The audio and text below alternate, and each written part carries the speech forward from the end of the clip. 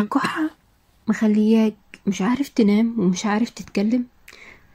مشكلة كبيرة فعلا ان الكحة بتبقى عند الواحد. هنتكلم النهاردة عن واحد من اشهر الادوية اللي بنستخدمها في علاج الكحة، اللي هو الاوبليكس شراب.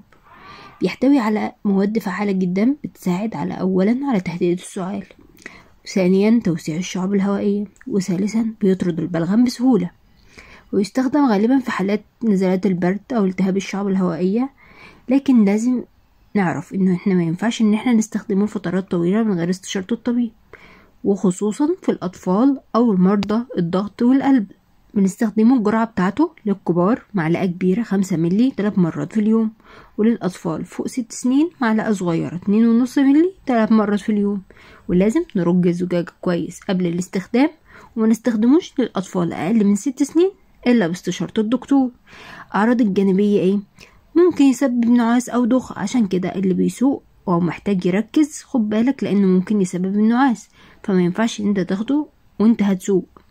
ممكن يعمل شوية جفاف في الفم أو الحلق، ممكن يعمل اضطراب خفيف في المعدة. عشان كده بنقول لازم تاخد بالك من الأعراض الجانبية دي. اشرب مية كتير وسوائل دافية كتير عشان تساعدك على تخفيف البلغم.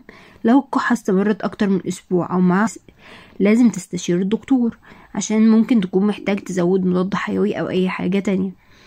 اوبليكس شراب بيهدي الكحة، بيقلل الحساسية، وبيساعد على إذابة البلغم عشان بتتنفس بالراحة.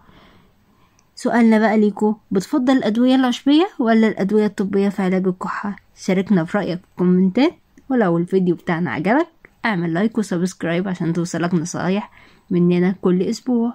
وسلام.